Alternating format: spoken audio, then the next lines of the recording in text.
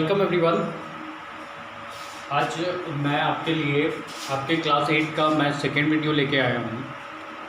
और जो पहला वीडियो था उसमें मैंने देखा था कि आपको क्लास 8 में कौन कौन से चैप्टर्स पढ़ने थे, यानी आपके सिलेबस के बारे में पूरी जानकारी मैंने उस वीडियो में आप लोगों को दी थी। ये सेकेंड वीडियो जो है इसमें बेसिकली हम लोग आपका जो पहला चैप्टर है यानी रेशनल नंबर, इसके बारे में हम लोग यहाँ पे आज बात करने वाले हैं। तो रेशनल नंबर में क्या क्या देखना है आपको, तो रेशनल नंबर में कुछ चीज़ों को यहाँ पे हम लोग आज डिस्कस करेंगे। तो सबसे पहले यहाँ पे आपका जो पहला चैप्टर है वो रेशनल नंबर है, यानी ये आपका चैप्टर 1 है रेशनल नंबर। और यहाँ पे आज जो है इस वीडियो में हम लोग देखेंगे सबसे पहले तो रेशनल नंबर का डेफिनेशन। आप में से लगभग सारे लोग इसका डेफिनेशन पहले से जानते होंगे, लेकिन फिर भी मैं थोड़ा सा इस पर थोड़ी सा इसका रिवीजन भी करवा दूँगा। इसके बाद सबसे पहले तो हम देखेंगे इसका डेफिनेशन, इसके बाद हम देखेंगे पॉजिटिव रेशनल नंबर क्या है,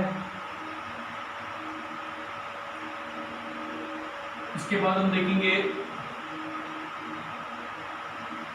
नेगेटिव रेशनल नंबर के बारे में, यानी positive and negative rational number, इसके डेफिनेशन के बाद फिर उसके बाद नेक्स्ट हम लोग इस वीडियो में देखेंगे आगे कि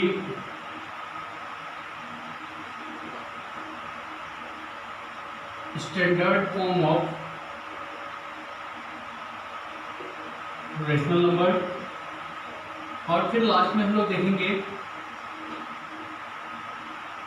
comparison of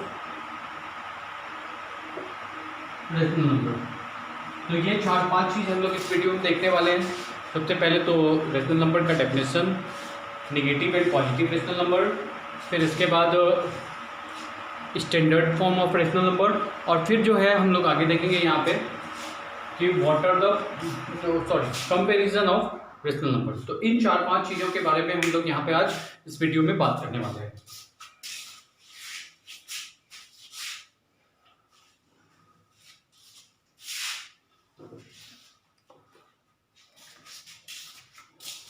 let me start from the definition. सबसे पहले तो रेशनल नंबर का डेफिनेशन अगर हम देखें तो रेशनल नंबर होता क्या है, इसके बारे में आप लोग क्लास 7 से लगातार क्लास 7 में भी पढ़ा था आप लोगों ने रेशनल नंबर के बारे में। यहाँ पे फिर से देख रहा हूं मैं। तो रेशनल नंबर किसको कहा जाता है, तो रेशनल नंबर कहा जाता है ए number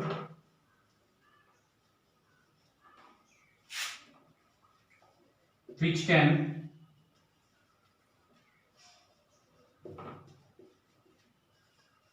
written as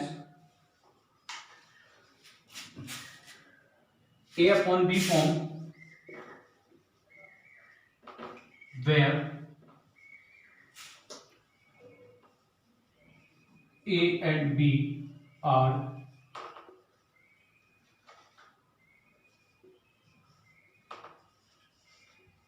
integers and b is not equal to 0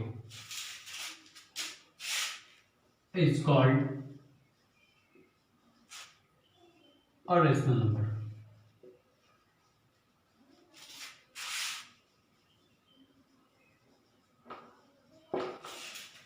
यानी कि अगर इसका हम डेफिनेशन देखें तो इसका डेफिनेशन कहता है कि एक ऐसा नंबर जिसको हम a बाई बी के फॉर्म में लिख सकते हैं, और वहां पे एक कंडीशन है कि a और b जो है यहाँ पे वो इंटीजर्स होना चाहिए।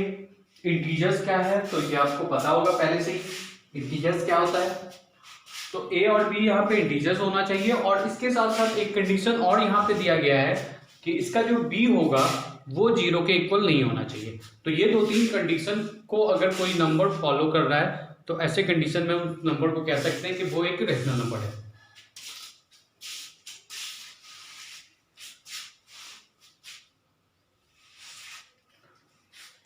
तो इसका कुछ एग्जाम्पल देखें, रेशनल नंबर का कुछ एग्जाम्पल देखें।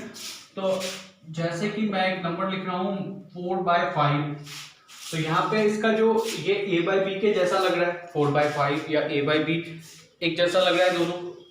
फिर इसके a और b पे अगर एक नजर डालें तो a है इसका 4 और b है इसका 5, यहाँ पे 4 और 5 दोनों इंटीजर्स हैं, तो यानी दूसरे कंडीशन को भी ये फॉलो कर रहा है। इसके बाद इसका तीसरा कंडीशन अगर हम चेक करें तो कह रहा है b is not equal to 0, b 0 के इक्वल नहीं होना चाहिए। तो यहाँ पे इस नंबर का जो b है यानी 5 जो है वो 0 के इक्वल नहीं है। तो ऐसे में जो है ये इस तीनों कंडीशंस को फॉलो कर रहा है, तो ऐसे में हम इसको कह सकते हैं कि ये एक रेशनल नंबर है। फिर वैसे ही और भी बहुत सारे एग्जांपल्स हो सकते हैं रेशनल नंबर के, जैसे कि -6/7 तो ये भी एक रेशनल नंबर होगा, 4/-3 तो ये भी एक रेशनल नंबर है, -2/-5 तो ये भी एक रेशनल नंबर है। अगर मान लीजिए किसी ने लिखा सिर्फ 6, तो क्या इसको रेशनल नंबर कहा जाएगा? तो बिल्कुल कहा जाएगा, क्योंकि हम 6 को लिख सकते हैं 6/1, तो अब ये a/b के फॉर्म में बन गया, जहां a और b दोनों इंटीजर है और इसका b 0 के इक्वल नहीं है। तो ऐसे कंडीशन में ये भी एक रेशनल नंबर होगा। लेकिन अगर मैं लिखूं 5/0 तो क्या इसको रेशनल नंबर कहा जाएगा? तो ये फर्स्ट और सेकंड कंडीशन को तो फॉलो कर रहा है, यानी कि ये a/b के फॉर्म में तो है और a और b इसका दोनों ही इंटीजर है। लेकिन ये तीसरा कंडीशन जो है यहाँ पे डेफिनेशन का कि b 0 के इक्वल नहीं होना चाहिए, ये इस वाले कंडीशन को ये फॉलो नहीं कर रहा है। तो ऐसे कंडीशन में हम इसको कह सकते हैं कि 5/0 जो है आपका वो एक रेशनल नंबर नहीं है।